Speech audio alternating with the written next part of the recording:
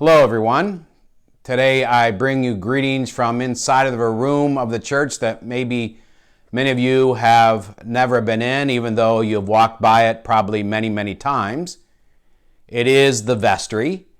It is the area just outside the narthex where acolytes, lay readers, communion assistants, organists often gather to prepare ourselves for the worship service. And for those of you who have been members several decades, they'll certainly recognize this space as part of the original church building when it served as the church office.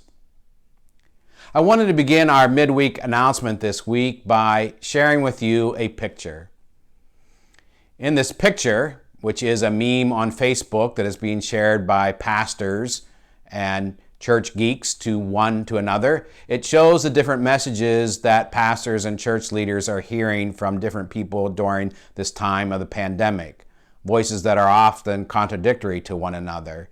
It can make for some interesting thinking as one tries to navigate a congregation through all of this. I want to give thanks to you that our congregation has not had a major overriding anxious reaction to all this. You've been very patient and supportive, and for that I give you thanks. We continue to navigate our way with the best approach and thought as we can during this unusual time. So the question then, of course, is the same question we've been grappling with for some time, and that is, when do we return to worship? We are aware that some of the churches in our community have begun to do so.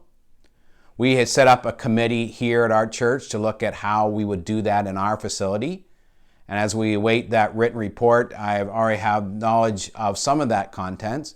The next step would then be to do an implementation team to set that up so that we'd have markers and paths and so forth. Things that you have probably witnessed in a retail store would be some of the things that we would want to do here. Of course, we can't guarantee anyone's safety, but we want to do a best common sense, logical approach as we can.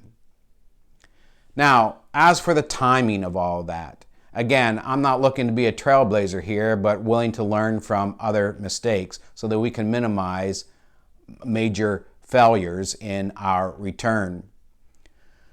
The state of Ohio still does not recommend gatherings of over 10 people, and even though churches are exempt from that, that doesn't mean that we are immune from that. At the end of this month, that may be shifted, and if that opens up and we do not see a spike in cases in our area from the return to opening retails and other areas, then I think we can begin to talk about setting a date to gradually phase into regular worship again. Please know that we will continue to have an online presence of worship in some format, even when we do open our doors, especially for those who cannot be here or do not want to yet risk going out into public. In fact, I just recently saw a chart that ranked dangerous behaviors for the coronavirus by giving them a number 1 through 9, and church worship, attending it, ranked 8. So it is a sobering statistic to see. I'm aware that one of our churches in our synod, who usually has one service, did all the practices to implement returning to worship in the safest way possible. They divided into 2 worship times. And at their first service, they had 5 people, and at the second service, 6.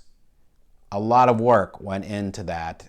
Others experiencing the same types of things. So we have to ask ourselves, is that really back or not?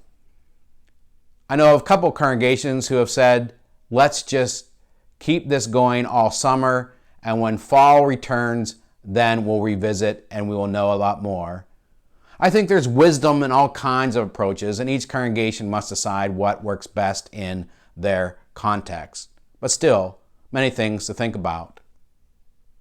Well, as we continue on this journey of move toward official summer on June 21st, you've hopefully received information about our virtual Vacation Bible School. Also, an adult study for how Lutherans interpret Scripture. That information has also been sent out. If somehow you deleted that or misplaced it, please let us know. Here also is a picture of our gathering area with some of the clothes that we have received from way back in our Lenten discipline. If you have not had an opportunity to bring those clothes by, please do so as we begin to look at now distributing them to places that are in need.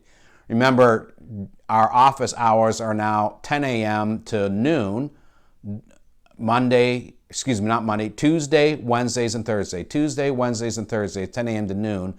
There is someone in the office to bring those by.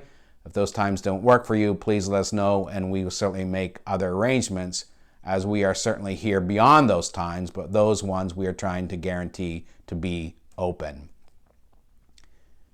I hope you have had opportunity to enjoy some of this weather and to get outside and do some things, maybe work on that yard. I think I maybe have all my summer projects done in the yard already. It's nice to have the weather that we can certainly do that. But please stay healthy and take care, dear church.